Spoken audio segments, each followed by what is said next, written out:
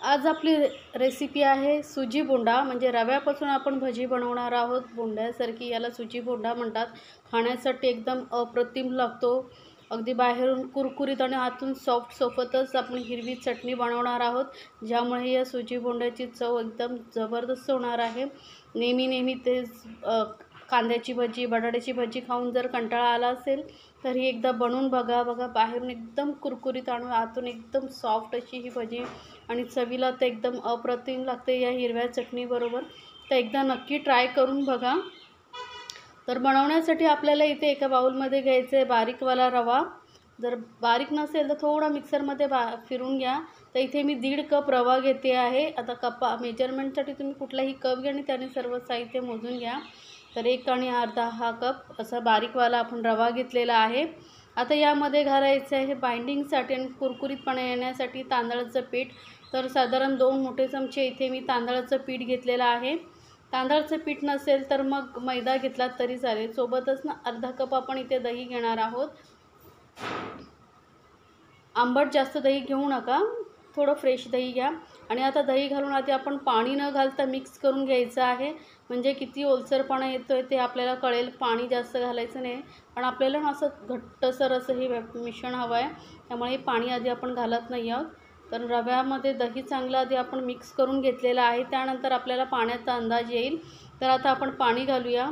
तर इथे मी अर्धा कप पाणी घेतलेलं आहे. 1.5 कप रव्यासाठी आपण इथे अर्धा कपच पाणी घातलेलं आहे, कारण यामध्ये आपण नंतर काही साहित्य ॲड करणार आहोत. त्यामुळेही थोडा ओलसरपणा येऊ शकतो. म्हणून आधी आपण फक्त 1.5 कप रव्यासाठी अर्धा कपच पाणी घालायचं आहे. कारण जेवढं घट्टसर गोळा होईल असेल ना, तेवढंच आपलं जी सुजी बोंडा आहे मस्त कुरकुरीत होईल. पातळ झाला की तो सॉफ्ट होतो लवकर. म्हणून जास्त पाणी न घालता अगदी असं घट्टसर आपल्याला हा रवा भिजवून घ्यायचा आहे. रवा बघा मस्त व्यवस्थित मिक्स करून घ्यायचं आहे आपल्याला. आणि आता याला आपल्याला भिजत ठेवायचं आहे कमीत कमी 5 ते 10 मिनटं. रवा इतपतच असा भिजला पाहिजे घट्टसर. बघा चमच्यानेही गळत नाही आहे पटकन. म्हणजे मस्त घट्टसर भिजत ठेवलेलं आहे. याला आपण साईडला ठेवूया 10 मिनटासाठी. तोपर्यंत आपण चटणी बनवून घेऊया. रवा भिजतोय तोपर्यंत. तर मिक्सर जारमध्ये इथे 2 छोटे चमचे मी इथे फुटाणा डाळ घेतलेली आहे, जी आपण चिवड्यामध्ये वगैरे वापरतो ती, किंवा चणे घेतला तरी चालेल. 2 चमचे मी ओलं खोबरं घेतलेलं आहे. सोबत अगदी छोटासा अर्धा इंचपेक्षाही छोटा आल्याचा तुकडा घेतला आहे. आणि आता तिखटपणासाठी 2 हिरव्या मिरच्या घालते. आता तुम्हाला तिखट किती हवे त्यानुसार मिरच्या घाला. हिरवी मस्त कोथिंबीर थोडी जास्त प्रमाणात घालायची. कलरही खूप छान येतो. देठासहित घालायचे आहे. देठांचाही कलर खूप छान येतो. आणि सोबतच आता ना यामध्ये चवीनुसार मीठ घालूया. आणि आता इथे मी अर्धा चमचा छोटासा जिरं घालते. आणि पाणी जास्त नाही घालायचं, थोडंसंच घालायचं आहे. आणि याची एकदम बारीक अशी पातळ अशी मस्त चटणी वाटून घ्यायची आहे. तर हे बघा आपली चटणी एकदम पातळही नाही घट्टही नाही, अशी मिडियम अशी आपण ही चटणी वाटून घेतलेली आहे. आता चटणी वाटून झाल्यानंतर आपण इथे जो रवा भिजत ठेवला होता तो घ्यायचा आहे. थोडा मिक्स करून घ्यायचा आहे. म्हणजे कसं होतं एकसारखा रवा सगळीकडे होईल. ते व्यवस्थित बघा किती आता रवा भिजत ठेवल्यामुळे मस्त असं घट्टसर झाला आहे. इतपतच आपल्याला रवा हा भिजलेला हवा आहे.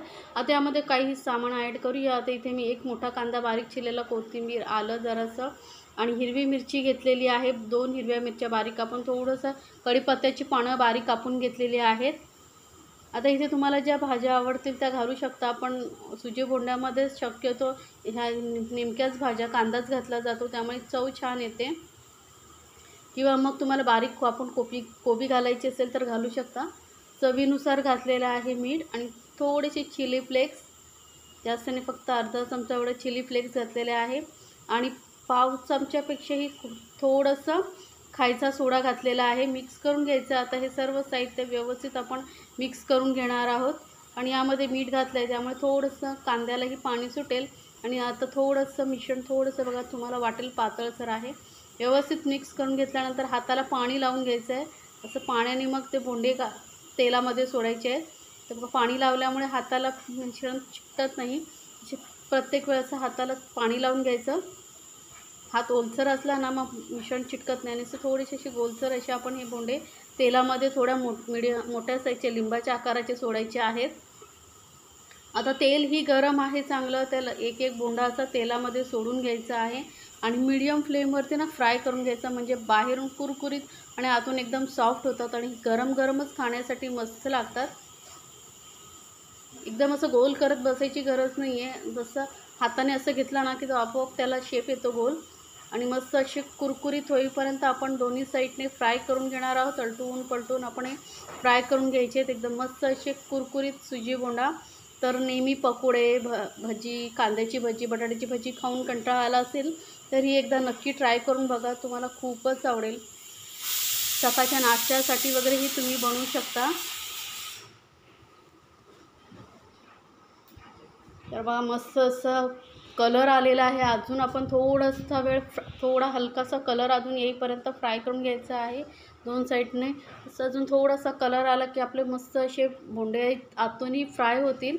मी दाखवलेल्या रेसिपी जर तुम्हाला खरंच आवडत असतील तर चॅनलला लाईक्स, कमेंट्स आणि सबस्क्राईब करायला विसरू नका. सोबतच बेल आयकॉनवरती क्लिक करा, म्हणजे माझ्या नवीन रेसिपीची नोटिफिकेशन लगेचच तुमच्यापर्यंत पोहोचेल. तर हे सुजी बोंडा आपले फ्राय झालेले आहेत.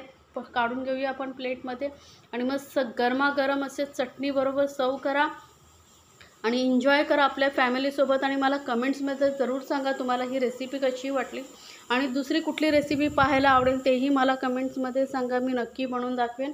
अशा झटपट रेसिपीज माझ्या चॅनलवरती आहे, त्यामुळे सबस्क्राईब केला तर तुम्हाला नक्की त्यांची नोटिफिकेशन येईल आणि तुम्ही पाहू शकता. तर बघा बाहेरून कुरकुरीत आणि आतून किती सॉफ्ट असा हा सुजी बोंडा झालेला आहे. खाण्यासाठी तर एकदम अप्रतिम लागतो.